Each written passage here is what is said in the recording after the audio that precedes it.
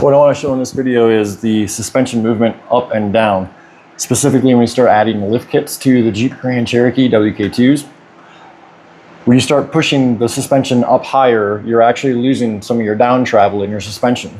So I'm going to show that in response to your CV joint on the driver's side that will bind first in any of those situations where it's either up too high or down too low. And I'll show you that through this video demonstration. What I've got set up here is a square and another square used as my center point to find hub center. I've got a laser level tool here so I can project the center line on my wheel and hub so I can ensure I get pretty close measurements. This isn't going to be exact for every vehicle, so this is more of a general guideline and information to learn from. Right now when I have this set up, these are on 35-inch tires, 17-inch wheels. There's going to be some variance in your own measurements. Right now I'm sitting about 16 1/8, 16 1/4, and that's to my hub center. This is only part of the information you're going to need and referencing later in the video. What measurement we do need to take is from hub center to your fender. Now, this Jeep has modified fenders. We've cut the fenders open, so the measurements are going to be a little bit different here as well. So this dimension here, if you still have the original fender flange, is about 3/4 of an inch. You can add that to your measurement or take it however you need. So take this measurement, put this on here, and I'm sitting at about 22.5 from hub center to the upper edge of my fender. This is at vehicle resting. Okay, we've jacked the vehicle up. We've got the tire off the ground, able to spin it freely. You can see with the vehicle picked up off the ground, the hub center is moved up from our reference point.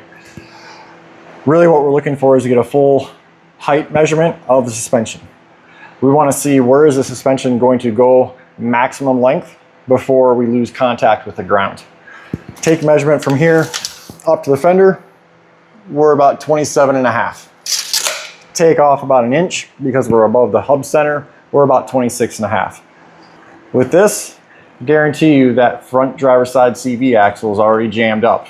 Can't spin it any further. It's just bound. We're going to dig into this further.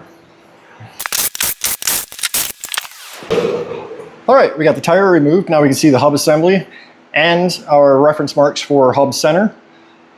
This is pretty much at resting height, just like it was with the tire on the vehicle. I've got this positioned with the jack stands to support it. I went around the four corners to measure and make sure everything's within about 1/4 of an inch.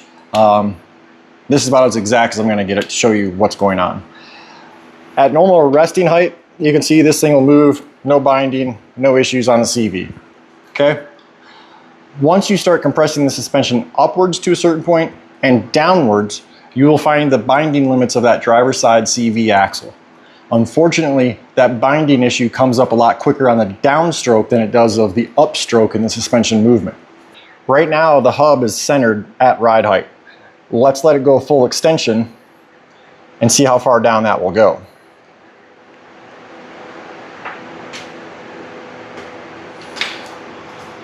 Right here, that hub is already bound up. We can't move it. From hub center, we've traveled down approximately 2 1/4 inches. Now we're going to raise this back up from full suspension and drop.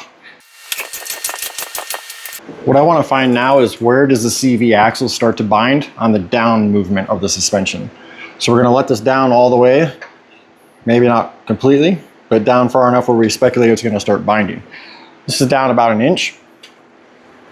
You can see the movement of the CV axle is pretty easy, no problems. Let's keep going a little bit further.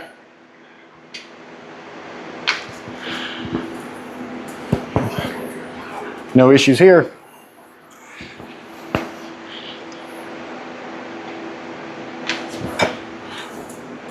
And it's bound up. It's a very fine range, but you have a couple inches of movement. Let's find out what that looks like. About there is where I can find the moving. And it's bound up a little bit right here. Just getting tough. You can feel it. We're about 2 1/8, 2 inches.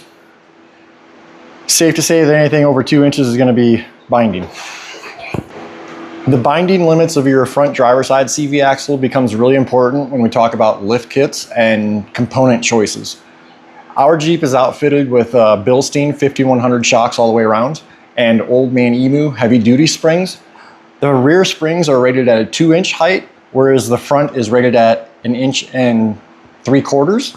And we are set at the very lowest setting on the Bilsteins, which puts us to about 2 1/4 total lift on the front. When you start putting things like 3-inch lifts or spacers on top of already lift springs, now depending on the brand, because some do lift less, that's effectively pushing your suspension further down, which is going to decrease the amount of down travel you actually have in that front suspension after putting that lift kit in. You will feel that bottoming out of your suspension, essentially. But you're also limiting that suspension travel in off-road conditions for the up and down travel, which means you're really only getting the up travel out of it and none of the down travel you need. All right, what I want to show you in this video is what this looks like when the CV axle is binding up.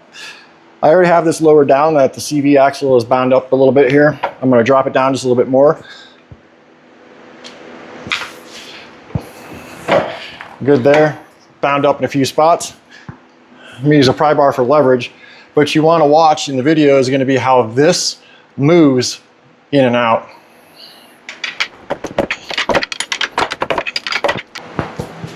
Hope you enjoyed this video, trying to teach you about the suspension of the Jeep Grand Cherokee WK2 platform. Your passenger side is more forgiving about lift height and CV angles than the driver's side.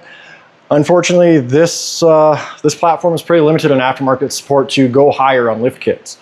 Your options to get higher for bigger tires would be to do a subframe drop kit to really get the right angles on your CV joints and not cause a lot of that binding. We've opted to keep our lift low just to get the full range of suspension movement, and we've kind of validated that against the quadra-lift suspension, what this was originally equipped with. We also validated against our 2015 Summit, which is parked next door to it here, and we'll get into that build later on. But hopefully this teaches you a little bit to be mindful of how much lift you're putting on that front suspension and stacking spacers or anything on top of it. Definitely be mindful of that driver side CV joint.